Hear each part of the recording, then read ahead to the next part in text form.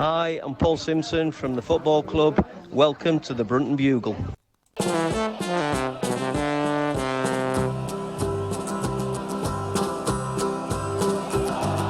we come, blue and white, and we're looking good. You'll be in for a fight, and we fight pretty good. Getting goals is our job, and we get goals good. Looking good, we are Carlisle United. Hello everyone, you're listening to the Brunton Bugle, the number one place to get your Carlisle United fix in the podcast world. I'm Lee Rooney. And I'm Mike Booth. A 4-1 opening day defeat for the Blues in Kent, but does the scoreline really reflect the balance of play? We look back on another frustrating 90 minutes for United and discuss what needs to improve ahead of 2 consecutive home games next week. With a pass so true to ball the stone and Clark's in view. There's a cross and a run, the old 1-2 and a shot. Yeah, new season, same old Carlisle United, isn't it? Yeah, it's nice to be back to the normality of our football club ruining our weekends, isn't it? Oh, it's just wonderful, isn't it? Such a frustrating game, though. We sort of said there, but the scoreline doesn't really reflect the balance of play, and we'll get onto that soon. But it's just one of those. It's always a difficult place to go to. We don't win there very often, but there's kind of just a feeling of could we have got a bit more out of it? Could we have done a bit better? Yeah, I don't think we could have done much worse, to be quite honest. No, it's just typical Carlisle United. But there you go. Yes, obviously, we're going to be looking back on the Gillingham game for today's review episode. Before we get going, just a reminder, our sponsors this season are CUOSC. Big thank you to CUOSC for the backing they're giving us. If you want to find out more about them, go to their website, cuosc.org.uk. Doing a lot of fantastic stuff around the club. Obviously, they own 10% of the club. They're changing their name very soon to the Carlisle United Sports Trust. There is a meeting, I think it's next Sunday, isn't it, Mike, that their members meeting is, and the Piatics are going to be there as well. So really good opportunity to speak to them and speak to the owners and find out a bit more what's going on. And obviously you get 10% discount if you sign up as well, and priority for cup games. So it's well worth signing up for the year. So go and find out about them, cuosc.org.uk. Just also a reminder as well, thank you to everyone who's contributed towards our Ko-fi so far. We've had a few donations coming in and really, really appreciate it. It's basically your chance to it's basically tip us, essentially. If you really enjoy what you're listening to, if you want to chuck us a few quid our way, that we really, really appreciate it. It's really helpful in terms of studio costs and stuff like that for recording online. But yeah, if you want to find out about that, it's ko-fi.com, Ko-fi.com/Brunton Bugle. The link will be up on our Twitter bio and on the link tree, and also you can find it in the bio for this episode as well on your podcast app. And if you want to get in contact with us, we're on X at Brunton Bugle. You can also find us on Facebook and on Instagram. Again, Instagram is at Brunton Bugle. And you can email us bruntonbugle@gmail.com. Right, that's all the introduction stuff out of the way, Mike. Let's get straight into it. Gillingham 4, Carlisle United 1. As we said there, the scoreline suggests opening day battering. On the balance of play, actually not really that much of a battering. It's kind of late on in the game where we're chasing it with square pegs and round holes. We've got caught on the break a little bit, and you almost wonder if we just sort of bored the rest of the game out and lost 2-1, you'd be looking back and probably saying, you know what, actually, all right, we've lost narrowly, it's frustrating, we've gifted 2 goals, but actually there's some really good signs there. But when you lose 4-1, it just doesn't feel like that, does it? No, and I think, though, with it being such a heavy defeat, I hate to throw the words must win around so early in the season, but I think if we don't beat Barrow, then questions really have to be asked, I think. If we'd have got a draw, we'd have that sort of bit of freedom, or even a narrow defeat. We might sort of have freedom of a few more games. It's early in the season. We're still working things out, but when it's such a heavy defeat, it's quite a shock, really. I would say next week is more a can't lose game rather than a must win. Yeah. I think especially we certainly can't lose them by more than 1 goal. If we do, then big questions really will be asked at that point. Yeah. I mean, Tuesday doesn't matter. It's against a team from a high division. If we lose, people are expecting that. If we win, great. But But yeah, it's all about next Saturday. Yeah, absolutely. And I'd be looking to make a couple of changes, to be honest, for Tuesday night, but we'll talk about that on a later episode.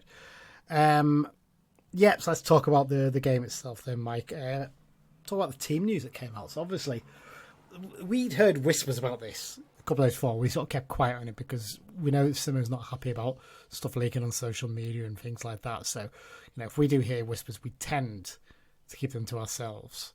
But we'd heard whispers of an issue to Cameron Harper early last week, actually.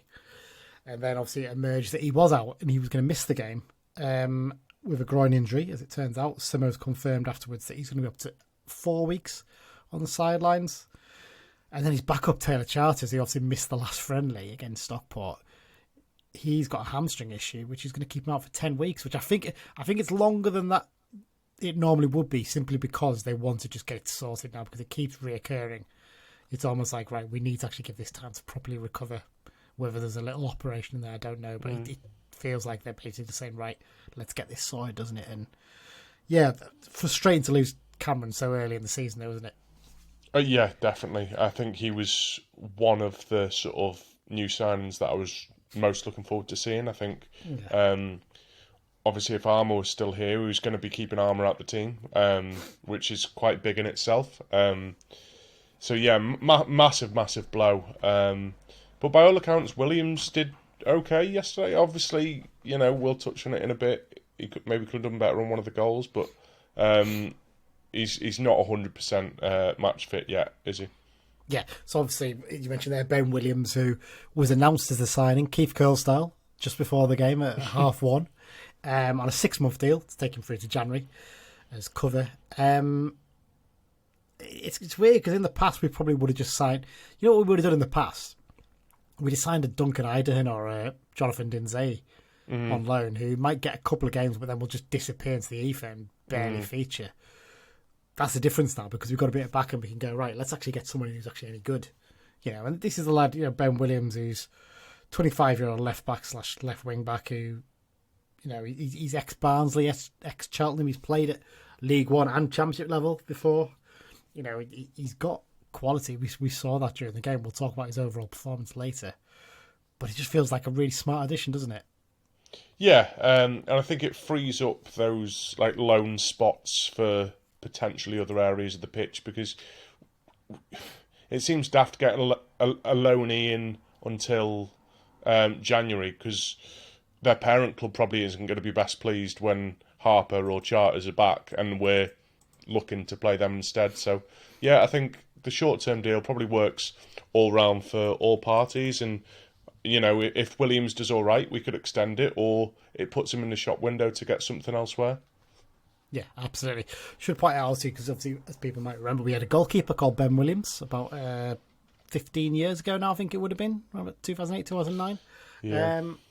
He is the sixth player. This is the sixth time that we've had two players with the same name play for us. The previous ones were William Brown, George Cook, James Hamilton, Alex Scott, and Will Varty, interestingly. All the others are fairly standard names, aren't they? You kind of expect Will Varty. Two Will Vartys played for us. I don't know, because obviously everyone remembers the Will Varty in the 90s, but the other one was in the 1930s, so I wonder if it was a relative of Will's potentially that played for us. I'm not sure. It's unusual on that one, but there you go. So that's the 6 players we've had with exactly the same names that play for us. Obviously, there's also a Chris Beach who played for us and a Chris Beach that managed us, but they're obviously two different people. So, there you go. That's Ben Williams. I suppose the rest of the team pretty much picked itself. Obviously, Barkley had to slot into midfield because of the injury issues we've got at the moment. But interestingly then, up front, Charlie Wyke was always going to start, and the question was who's going to start alongside him. And Daniel Ajay got the nod, didn't he? Yeah, I think away from home at Gillingham, it's always good to sort of have that bit of pace to hit them on the break, because they're going to, I say they're going to dominate. Ultimately, first half we dominated, but yeah, I think it was probably the right decision. But I mean, we'll touch on it later. But the subs came way too late, didn't they? Yeah, I think that is certainly an issue for this game that we will have to discussed. But yeah, I think it was basically a toss of a coin almost between Jay and Armstrong for that role, I think, to play alongside Wyke. Daniel got the nod. Into the game itself, it's the same old, isn't it? Same old, not starting games quickly enough. We saw it last season, like against Blackpool, against Wickham in the last few games. So many times starting a game slowly has cost us, hasn't it? And it has here with the opening goal. Yeah, definitely. Bit of a shocker from Lewis, to be honest. I think he's trying to catch it, the cross that comes in, and there's a bit of a crowd of bodies ahead of him, and if you can't catch it properly, just get a good fist on it and get it away. Yeah. But ultimately it fumbles, it pings around in the box a little bit, and they're ultimately given an easy chance to put it into a relatively empty net. Yeah, it's Nolan from the right. We know he's going to swing decent balls into the box all day. We've seen that, but I just kind of feel like I agree with you, and I've similar said it in the post match. You don't need to be going. I get maybe early in the season he wants to show he's confident. He wants to show he's a better keeper than he was last season, and get on the end of balls like that and claim them. Don't have to. Just put your fist on it, get it out as far as you can, get yourself back into position. As it is, you spill it, it falls to the first lad, and it's a combination of defender and Lewis that makes a block, I think, to stop it going in. But it falls to Dieng, and like you said, all he has to do is swing a foot at it. It's past a couple of players and in the back of the net, and they've got a big lift. And there was a bit of a worry of like, oh, here we go again, there, wasn't there, at that point? Yeah, definitely. But the players responded quite well, I thought. The heads didn't go down the way that they would have last season. Obviously, it's a largely different team to last season. But yeah, we responded relatively okay, and we created a few decent chances in response to it. Yeah, absolutely. I think they had a little period for about 5 or 10 minutes after the goal where they still looked a little bit on top. But gradually, we just got a grip of the game. Our pressing was really good, actually, first half. Got to say that. We pressed really well. We won the ball back. They were constantly giving it away, but as much as them giving it away, it was us winning it back really well. And we were driving high up the pitch, playing really aggressively. Thought both wing-backs really good in terms of getting forward. And there was plenty of encouraging signs, and there was chances, as you mentioned there, obviously. Mellish had a chance where he went on a nice mazy run and hit a hard shot with his right foot that was actually straight at the keeper, so easy save. Williams probably gave the best chance early on for Davis with a whip ball to the far post, and he really did head it like a player who's never scored a career goal, didn't he? straight into the ground and over the bar, and it was kind of like, you know what? If that's Wyke on the end of that, that's back of the net. You know it is, basically. Well, you say that, but some of the chances that Wyke had, where if it was someone else, you'd say if that was Charlie Wyke, he would have scored, and Charlie Wyke didn't score them. I feel like if he's found his rhythm, if he's a few more games into the season, he takes those chances, I think. So, the first one, good movement actually to get himself through on goal on the left, and he sort of drags his shot wide. Yeah, not the there was a few bodies in front, like between him and the goal, weren't there? I think if he got it on target, I'm not sure it would have actually. He went for the more difficult chance, didn't he? Going for the keeper for the near post, trying to do the eyes on him, and just dragged it wide. But the second chance, he's got to score that surely. It's a cross from the right by Davis. Aimer completely misses it, and it comes back. And to be fair on him, it comes at a very awkward height. It's almost like hip height, isn't it? So he has to try and get it under control. Yeah, and he does that well. He did get it under control. Yeah, he did. He shows composure, but then he's sort of almost leaning back a little bit.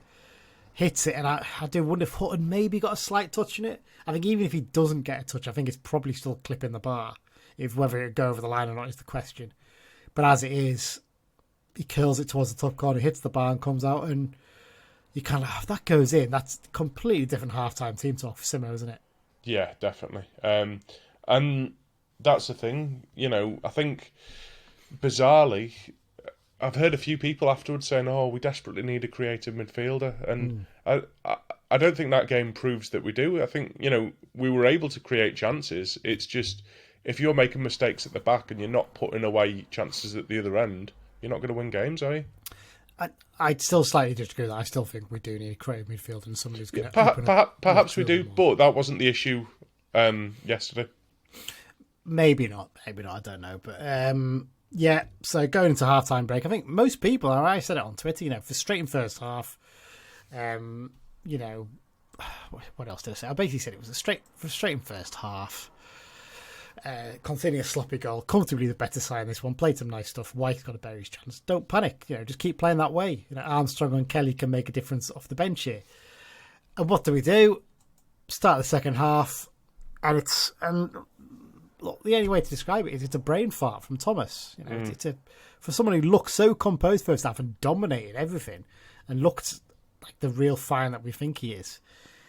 I don't know what he's thinking, because Barkley's looking forward, because he's not playing in centre back. He's playing in midfield, so he's trying to get himself forward and back into position. And it's a simple ball forward to Barkley to bring the ball forward, and he plays it back into an area where no one's there. And full credit to Jacob Wakeling for them. He's really sharp and alert.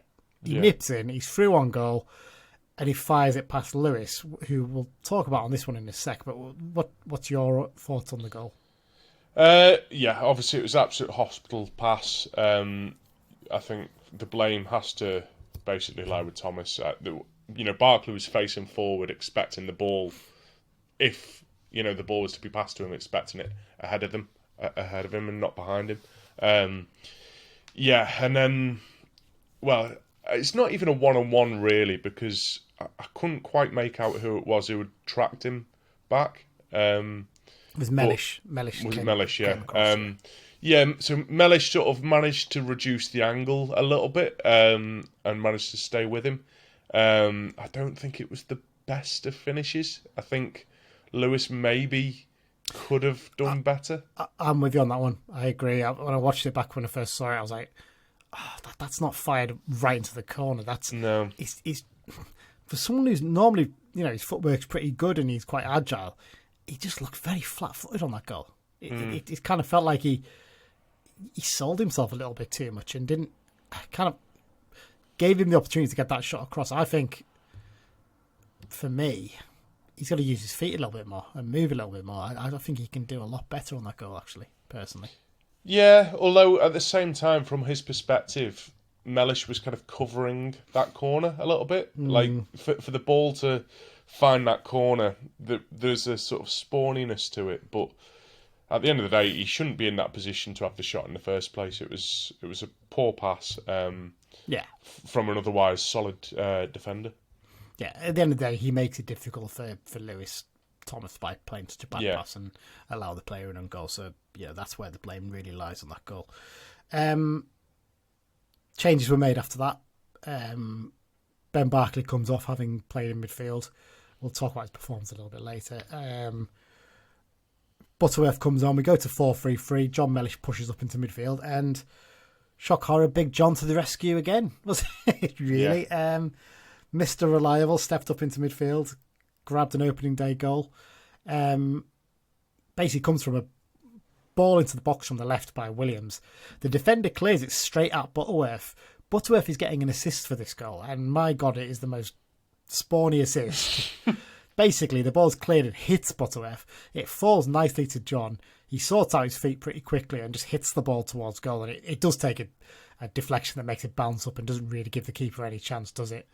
And suddenly, back in the game, you think, right, here's a chance. Let's kick on and get something. Yeah, I mean, you said took a deflection, but John just been in that box just causes so much chaos. Yeah. And we've seen it so many times, and it was ultimately nestled well into that corner. And at that point, I thought, we're back in it. But no, there was a chance after that, to be fair, to potentially make it 2-2. We had a free kick about 25 yards out, and Butterworth stepped up, and I had a chat with the guys from, I was on the review for the Gills in the Blood TV, or Gills in the Blood, sorry, TV, pre-match review episode this morning. I was chatting with them, and I mentioned this chance, and their guy who was behind the goal and was filming, for his matchday vlog, thing, which I've retweeted on our channel. Well worth a watch. He sort of was like, I don't think it was that close a chance. But actually, watching it back on that video, it goes about a yard wide of the angle of post and bar. It was a good hit, to be fair. And he's got good technique with his free kicks, hasn't he, Butterworth? Yeah. It was a good strike, and he thought that, all right, okay, let's kick on. Let's see what we can do. Didn't come though, did it? And I think as much as moving to a 4-3-3 did help us at first in terms of freshening things up, it just didn't quite. I think the problem with having Vella and Neil play the full 90 is they both looked a bit knackered. They both looked tired. I think Neil especially really tired towards the end. He wasn't really as involved as he had been during the first half. Obviously, Big John's going to run for the full 90, you know that. Yeah. But the other two, they looked tired because they'd done a lot of running in that first half in terms of the pressing. And because you only had Jake Allen on the bench to come on, he was never really going to come on unless there was an injury, realistically. And it just kind of felt we lost a bit of a grip of the game, and Gillingham played it really well, actually. Tactically, they were really smart. They basically thought, right, let's just let them off the ball when they want it, and we're going to hit them on the break. And that's what they did for the third goal. Ball down the United right, and at this point, Ben Williams looked knackered, to be fair. What was 77 minutes in? Yeah. Always going to happen. And he just sort of lunges to try and get the ball, and he had to try and do something because he couldn't let the man get away. Doesn't get it. Nolan's away down the right. Gets the byline. Thomas got to stop him cutting onto his left, surely. We know that's what he wants to do. We know he's a player who's going to want to try and hit it with his left foot. Let him cut on his left. It's still a very tight angle, and he absolutely smashes it into the roof of the net, doesn't he? Yeah, but it's hard to tell from the highlights if it was like near post or not, or if it's sort of almost over Lewis. I think, to be honest, it's past Lewis before he has a chance to move. It's hit that well. If you watch the matchday vlog, it's obviously filmed from behind the other goal. If you watch it, it's pretty much past Lewis before he has a chance to react. It's well struck. There's a question of whether you should be being in your near post, I guess, but it can happen. If it's well struck enough, goals can go in from that angle. Yeah, I mean, I just felt that Lewis maybe could have covered his angles a little bit better because it was a relatively tight angle that he scored from. Yeah. But I mean, I think Simmer was quite clear in his post-match interview that he felt the defence should have done better to stop him cutting back on. Definitely. And I hate to say it, but again, it was Thomas on that one, I think, really. Maybe his head had gone a little bit at that point after the mistake. I don't know. We kind of huffed and puffed then for the next 10 minutes. Jack Ellis came on to replace Williams. It meant we lost a bit of our attacking intent down that wing, I think. I do wonder if that at that point you could maybe have switched back to the back three, put Ellis into the back three and put Big John as a left wing back just for someone to get up and down that wing, because Ellis just didn't offer that, and that's not Ellis's fault. He's a right back playing at left back, just filling in. He actually did really well at one point to cover when one of their players, was through on goal, ran with the keeper, and he got in to make a block.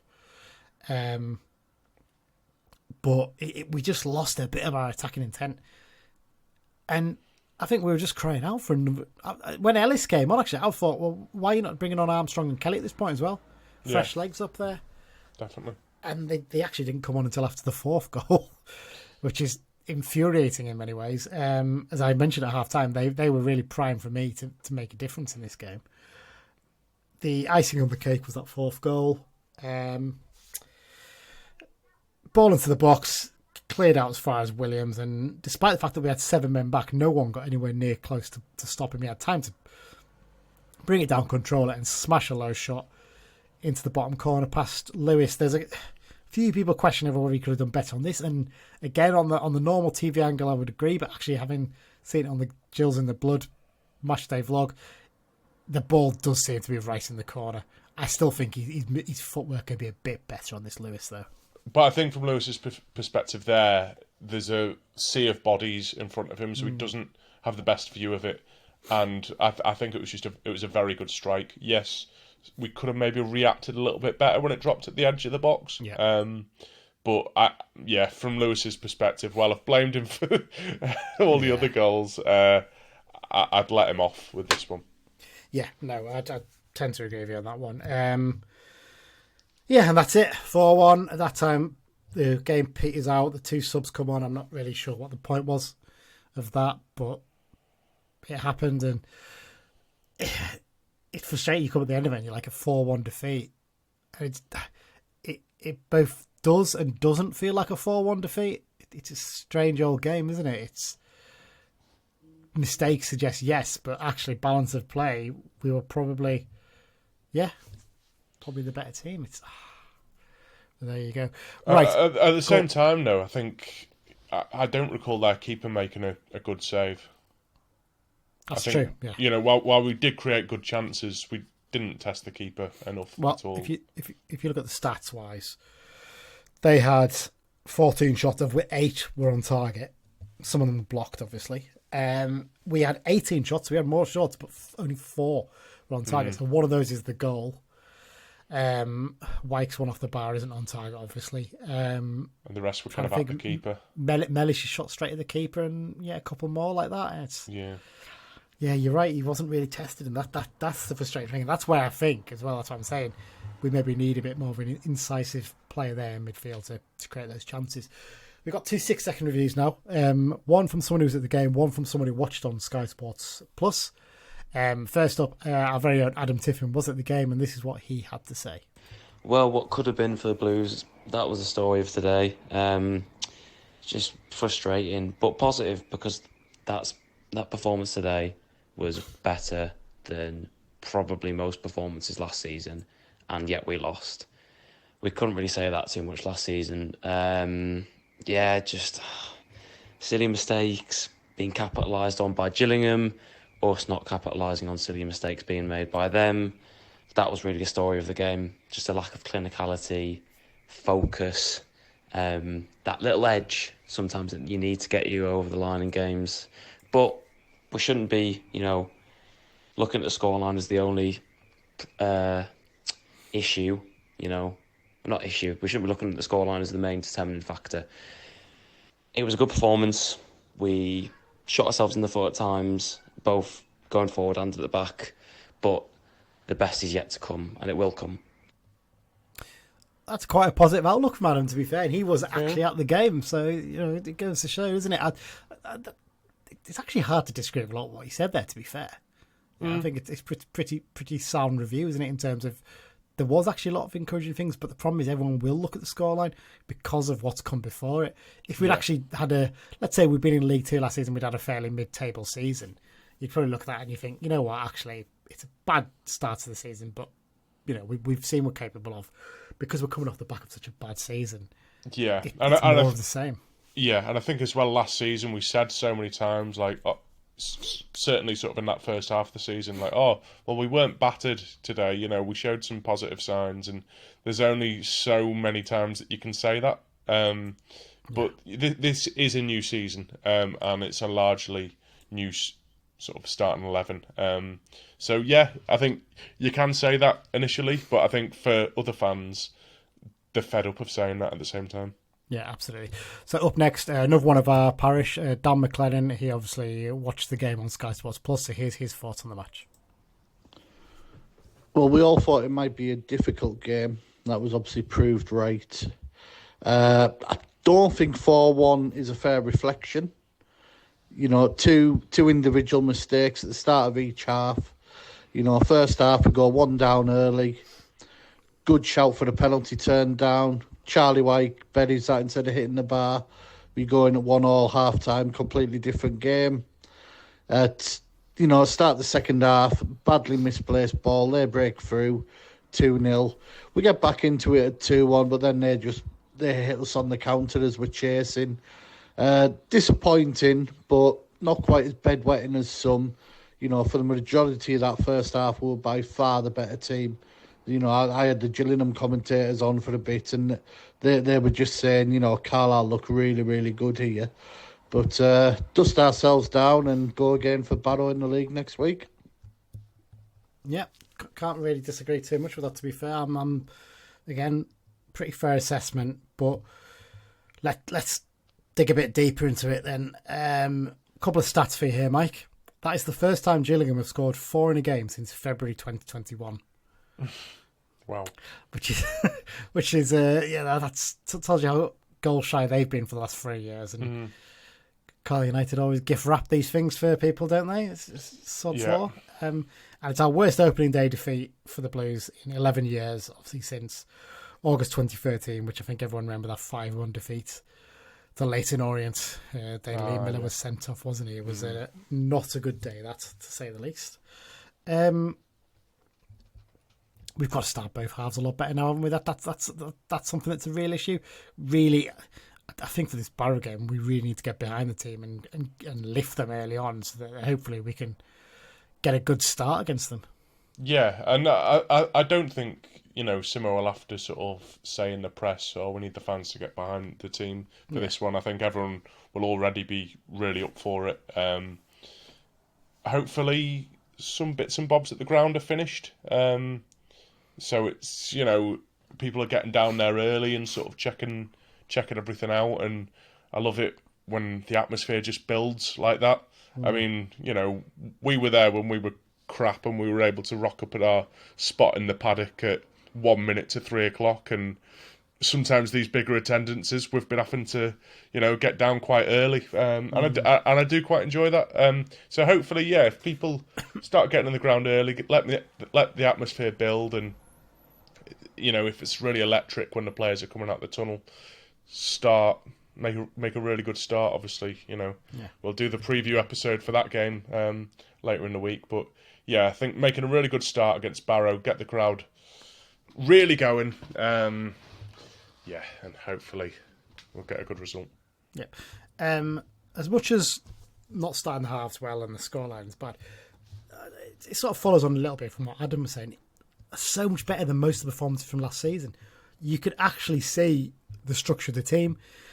You could, even with having a central defender in midfield, you could see there was a real game plan. There was patterns of play, getting those wing backs up high up the pitch, and John Mellish supporting Williams down the left. I think Vela coming across to support Davis as well on the right, in the same way that Jordan Gibson used to do with the right wing backs. You could actually start to see this is more like the Carlisle United we remember. That I suppose that's the encouragement you've got to take from the match. Yeah, definitely. And rightly or wrongly, you could see the recruitment this summer has been 3-5-2. This is how we're going to play. Whereas, certainly like the summer before, some of the players we were recruiting, it's hard to tell actually how we were going to play. So rightly or wrongly, we sort of have our system. But I was thinking about this, and I was thinking how, because I am an advocate of the 3-5-2, but and I was thinking, we won promotion with it, but did we? Because actually, so many games that season, we switched to a 4-3-3 in the second half if things weren't going our way. Well, this is what I said to the guys on Gills in the Blood, is that actually we used to do that a lot that season, but we didn't do it from losing positions very often. It was more often when we were drawing and the game was just a bit of a stalemate. We're like, right, let's mix things up and kick on here. So I'm not convinced it works that well from a losing position. That's the problem. And also, you had a midfielder in there in Gibson who could adapt to go to be a winger in the same sense as well. We also had a striker in Patrick who could move out wide, or J.K. Gordon. That was the difference we had then. And I think maybe Adua J can do that possibly, but actually, I thought we'll talk about his performance a little bit later, but I thought he did okay actually when he went out wide. He was winning the ball a bit more. He was getting involved. There's good signs there, but let's talk about the midfield issues then. Obviously, we've got 6 midfielders in the squad, of which 4 are out at the moment. Robson out for 10 weeks. Charter's out for the same. 10 to 12, that is, sorry. Guy's probably out for another month and a bit, you'd think at least, and he's got to find his feet a little bit more. McGeoch out for a month. It's quite frustrating at the moment, isn't it? We've only got 2 midfielders now, and they're both both functional midfielders. I have no problems with Neil and Vela. I think they're good players, but they're not expansive. They're not going to be playing those clever little free balls very often. They're much more about winning the ball and high pressing and driving forward with the ball in that way. I really think we need to get another number 10 style midfielder in there this week. That has to be a priority for me. Just because as much Ben Barkley did all right, you know what, he did okay, but I don't want him going into midfield in that Barrow game. I just don't. I want to see us look a bit stronger in there. I think I wouldn't mind as well. I mean, you know, we're kind of like land of the giants now. We've got such a physically big team. I think this new midfielder that we probably need, I want someone who can take a really good corner. I mean, I think we've got sort of decent set-piece takers, but I want someone who can, you know, really whip it in and cause a lot of problems every time. I mean, Harper's set-pieces have been good in pre-season. Actually, I thought Williams' set-pieces I mean, he whipped one really good free kick in early on that no one quite got on the end of, but it was exactly into the right area, and Davids' corners as well were pretty good. So I'm not sure that's as much of an issue. I think it was an issue late on when Butterworth came on and he took over them all, and he took a free kick. I think after the fourth goal, he took a free kick from the left and sent it over. It was an awful free kick, just over everybody out for a goal kick. And you're like, at that point, like, why is Davis not taking it? He's shown he's got a good free kick on him. This is silly. Like, stick to the people who are actually good at taking them. You know, just because you come on, if maybe you want to be involved, or whatever. That's not an excuse. Just stick with who's best at it. And yeah, I just want to see us get one signed. It's not even a short term measure thing. I think we need one to offer us something different in there. And if we're being brutally honest, I really like Taylor Charles, and I think there's a really good player in there, but he can't stay fit. No, he just can't. We've given him a lot of leeway in terms of that, and it's getting to the point where like you just cannot rely on him to stay fit for long enough. No, and it's a shame, and I think this season is, you know, probably the biggest season of his career, really. It's make a break with us, definitely. Yeah, definitely. Yeah, I'm hoping he can bounce back and really overcome these problems. But when it's the hamstring every time, and it does, you know, it's not like he's got all these different little issues that are bad luck. When it's the same thing and it's a muscular thing every time, it doesn't look good. I do feel we're doing the sensible thing here, though, in basically saying to him, right, we're going to take time to get this one sorted. Right, that's sort of what I basically said after the game. Said, look, we need to get this sorted because it's an ongoing issue. So that's sensible enough. Few thoughts on Ben Williams' debut? Pretty impressive, wasn't it, for someone who's, you know, been going around clubs over pre-season on trial and only came to us in midweek. He looked pretty sharp for the most part. You know, he got up and down. He won quite a few free kicks as well, actually. He's a little bit of a shithouse about him, to be fair, the way he was almost throwing himself down sometimes, and whipped a good ball into the box on several occasions. I genuinely think he could offer some really good competition to Cameron Harper. Yeah, I think so. And he really seems to hug that left touchline, which is good, which, you know, lets us sort of spread our play a bit. I mean, we didn't touch on it before, but while we've sort of slated Thomas for a couple of his mistakes, that pass from Thomas to Williams just before our goal, I think it was Thomas, that just went in between the two defenders and picked out Williams on the left.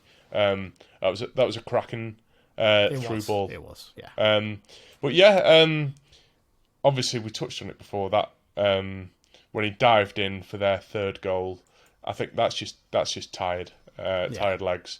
I think he'd have struggled to sort of track the man all the way to the box, so he just went all or nothing with the tackle, and sadly it was nothing. But yeah, it was a decent debut, and as he gets fitter, he'll hopefully only get better.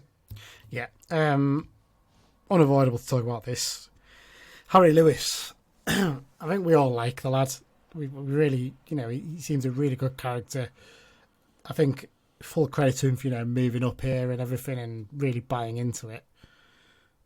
When do you start to question his position as number one goalkeeper? Because yes, it is just the opening day, but we've got a body of work to look at from last season as well with him, and he's not being the imposing, great shot-stopping goalkeeper that we all really hoped he would be, that we saw at Bradford. You know, he had brilliant games against us for Bradford. You know, and he didn't need to try. I think he tried too hard to impose himself early on in the game, by coming to try and claim that cross. He should have punched it.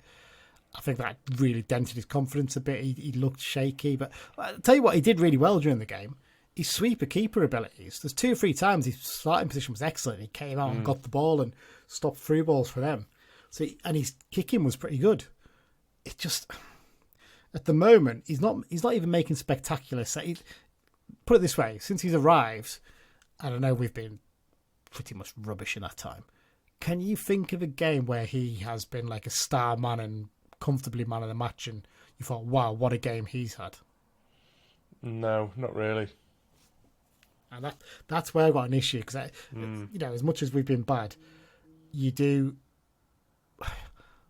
need to like think about that, don't you? You need to start thinking about, if I'm Gabe Breeze, it gets to a point in a couple of games in, I'll be going like, come on, sure, I know you've paid big money for him, but I deserve a chance here. I really do. And I mean, look, we'll talk about the Stoke preview, but I'd be starting him against Stoke, Breeze. Oh, 100%, yeah. Because it's not like you're dropping Lewis when it's a cup game. It's not like Lewis is dropped. So yeah, I'd definitely do that. I think Simo might be a little bit apprehensive after last season when he took Holy out the team. Yeah, probably way too early. And then when Holy came back into the team, he was low on confidence.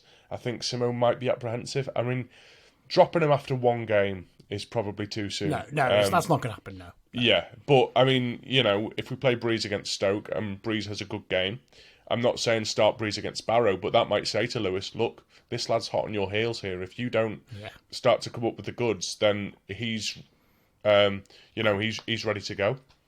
Yeah, no, absolutely, and just needing to have a really good game, and even if something as simple as maybe like making a penalty save, something like that might actually help him. Sounds mad that I don't want us to concede a penalty, but that might be almost like a positive if something like that was to happen.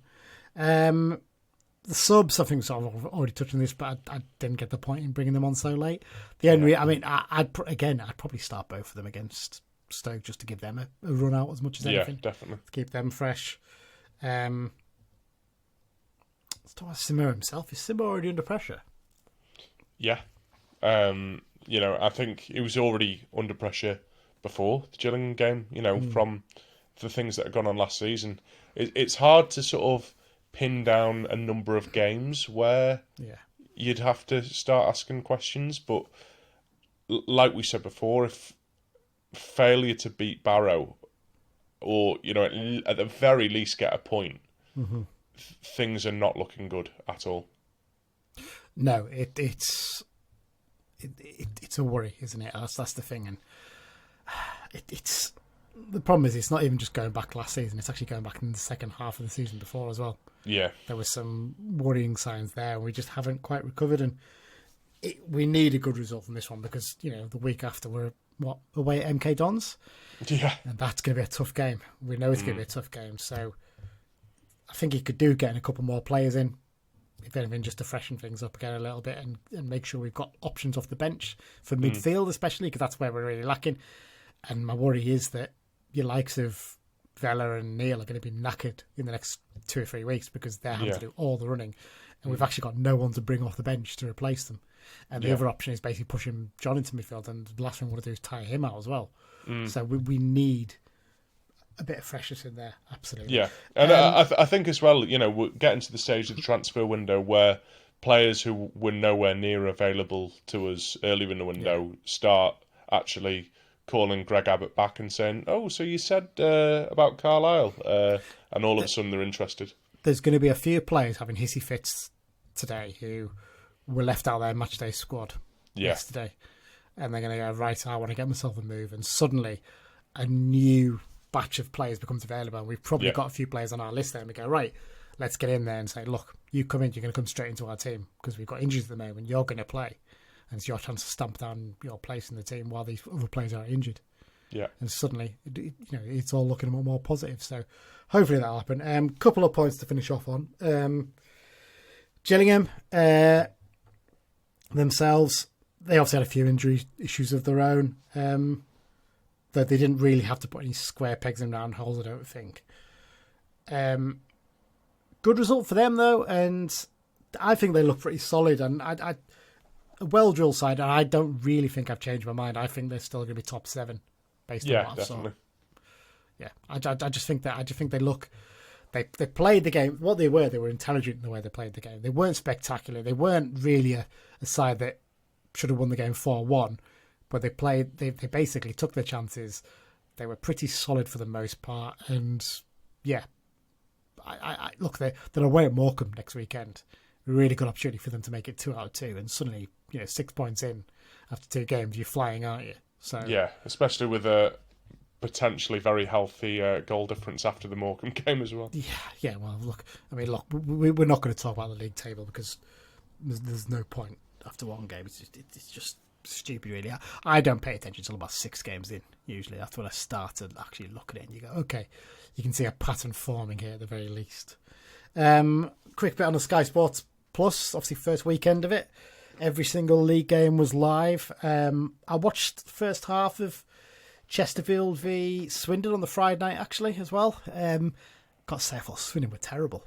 And how they got... the goal they scored, the equaliser second half, was brilliant, but they were awful in that game. From what I saw in that first half. Chesterfield, yeah, okay. The thing that stood out for me was thinking, this really is a step down from League One. That's the thing that really stands out at League 2 level. That's not an insult to Gillingham or to Swindon or to Chesterfield. It just is. Yeah. It's a clear step down, that's plain to see. But yeah, initials first fortnight, pretty good. The camera work at Gillingham wasn't the best. The quality of the picture, and that's not. I don't think that's a Sky Sports issue themselves. I think that's the cameraman who's been hired by the club. That's the issue there. They need to sort out the white balance and zooming and tracking and stuff like that. But yeah, generally looks a pretty good setup. As good as you can hope for, really, in the circumstances. Let's go down through the League 2 results before we do the X-Files and wrap things up, Mike. Our friends down the coast, Barrow, they picked up a 1-0 win on the opening day. Decent result for them against the team that was in the playoff final, Crewe Alexandra. I think they'll be pretty happy with that, won't they? Yeah, I think so. Especially, I don't think Dan will be best pleased with his bet, but yeah, early days. Yeah, we'll see.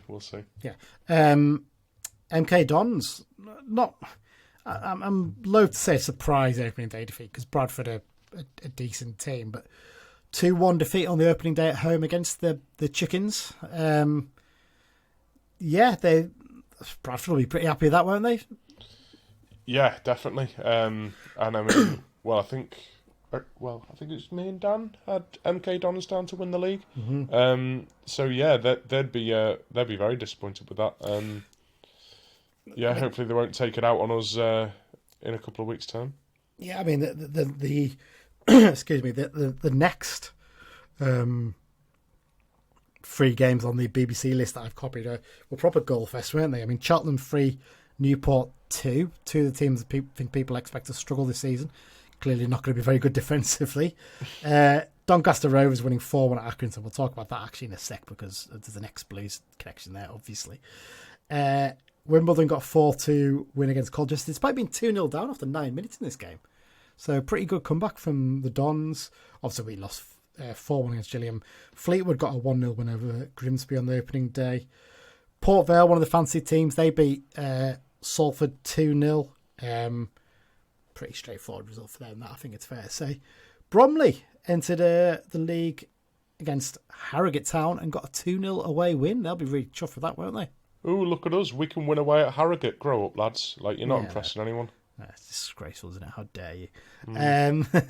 Walsall got a 1-0 home win against Morecambe, and the only game that was goalless was Tranmere 0, Notts County 0. Obviously, we mentioned that 1-1 draw Chesterfield Swindon on the Friday night. So, on to the X-Files. There's only 3 goals to talk about. 3 interesting ones, though. Elias Sorensen scored on his debut for Portsmouth in a quite balmy 3-3 draw against Leeds. I watched bits of this again on Sky Sports Plus, and really entertaining game, actually. And it looked like Leeds were going to lose 3-2, but then in injury time they got an equaliser. But yeah, decent start for Elias. Maybe he has changed. Maybe. You never know. Yeah, who knows? Jack Marriott, he scored for Wrexham in their 3-2 win over Wickham. A brilliant goal this. I don't know if you've seen it. Superb little volley. The ball sort of flicked up to him in the edge of the box and he smashed into the top corner. Great finish.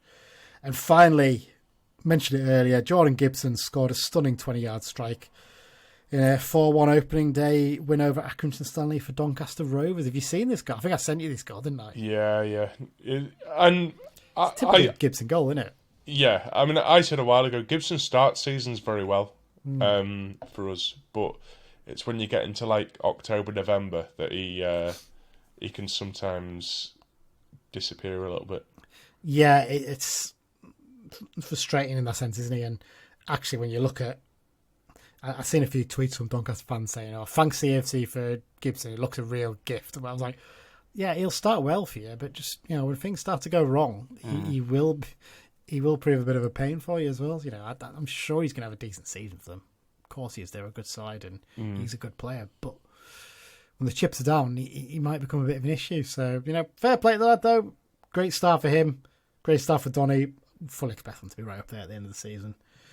And that's it. They are the only goals, amazingly, on the opening weekend in the X-Files section. And that's it, Mike. That's our first review episode done, Not the funnest one to talk about, but hopefully, the Stoke games and the Barrow games will give a bit more, especially the Barrow game, will give a bit more joy. Hopefully, yeah. I can't be bothered doing 40-odd episodes of doom and gloom again. No, it's not going to be fun, that is it, but there you go. Big thank you once again to our sponsors, CUOSC, for their support this season. We will have a preview coming for the Stoke game and a review of that, and then obviously a preview of the Barrow game coming up. But let's not get too downhearted. Let's have a bit of belief, and let's hopefully get a couple of good results this week. Thank you for listening. Most importantly of all, up the Blues. Up the Blues.